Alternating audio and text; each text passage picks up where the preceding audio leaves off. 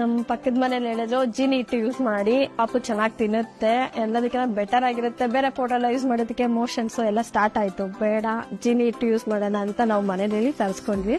3 kg ಇಂದ ಅವಳಿಗೆ try ಮಾಡ್ಕೊಂಡ್ ಬಂದು ಈಗ 7.4 ಇದ್ದಾಳೆ.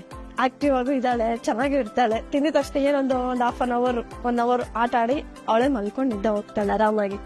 ಇರೋದ್ರಿಂದ ಅವ್ರಿಗೆ ವೆಯ್ಟ್ ಬರ್ಬೇಕು ಅಂತ ಹೇಳಿದ್ರು. ನಾವು ಜೇನು ಯೂಸ್ ಮಾಡಿದ್ರೆ ಯೂಸ್ಫುಲ್ ಆಗಿರುತ್ತೆ ಅಂತ ಹೇಳಿದಕ್ಕೋಸ್ಕರ ನಾವ್ ಯೂಸ್ ಮಾಡಿದ್ವಿ. ಎಲ್ಲ ಫುಡ್ಕಿನ ಇದು ನಾರ್ಮಲ್ ಆಗಿ ತಿಂತಾಳೆ, ಅವಳೇ ಇಷ್ಟಪಟ್ಟು ಅವಳೇ ಕೇಳ್ತಾಳೆ ಮಾಡ್ಬೇಕಾದ್ರೆ ಇದು ಮಾಡ್ತಾ ಇದ್ಯಾ ನಂದೇನಾ ಅಂತ. ಸರಿ, ತುಂಬಾ ಯೂಸ್ಫುಲ್ ಇದೆ, ಕೊಡ್ಬೋದು, ಹೆಲ್ತಿ ಆಗಿದೆ. ಇದ್ರಲ್ಲಿ ಏನೇನ್ ಹಾಕಿದಾರೆ ಅಂತ ಅದೇ ಜೀನಿ ಸರಿ ಇಟ್ಟು ಬಾಕ್ಸ್ ಮೇಲೆ ಹಾಕಿದ್ದಾರೆ, ಇದೆ ಯೂಸ್ ಮಾಡಿದೀರಿ ಅಂತ. ನಾವ್ ಅದನ್ನ ನೋಡ್ಕೊಂಡು ಬೇಕಾದ್ರೆ ಡೌಟ್ ಇದ್ರೆ ನೋಡಿ ಟ್ರೈ ಮಾಡಿ ನೋಡ್ಬೋದು, ಯೂಸ್ ಆಗುತ್ತೆ. ಆ ಸರಿ ಹಿಟ್ಟು ತಯಾರು ಮಾಡ್ಬೇಕು. ನಿಮ್ಗೆ ಗೊತ್ತು ರಾಗಿ ಸರಿ ಹಿಟ್ಟು ಅಂತ ಕೇಳಿರ್ತೀರಿ. ಆ ರಾಗಿ ಸರಿ ಹಿಟ್ಟಿಗೆ ಬಹುತೇಕ ರಾಗಿ ಇರುತ್ತೆ, ಬಟ್ ಇಲ್ಲಿ ಅದ್ರ ಜೊತೆಗೆ ನಾನು ನಿಮ್ಗೆ ತೋರಿಸ್ತೀನಿ, ಕಡಲೆಕಾಳು, ಜೋಳ ಇದೆಲ್ಲವನ್ನೂ ಕೂಡ 8 ಗಂಟೆಗಳ ಕಾಲ ಇಲ್ಲಿ ನೆನೆ ಹಾಕ್ತಾರೆ. ಆ ನೀರಿನಲ್ಲಿ ನೆನೆ ಹಾಕದಂತ ಕಾಳುಗಳನ್ನ ನಂತರ ತೊಳಿತಾರೆ.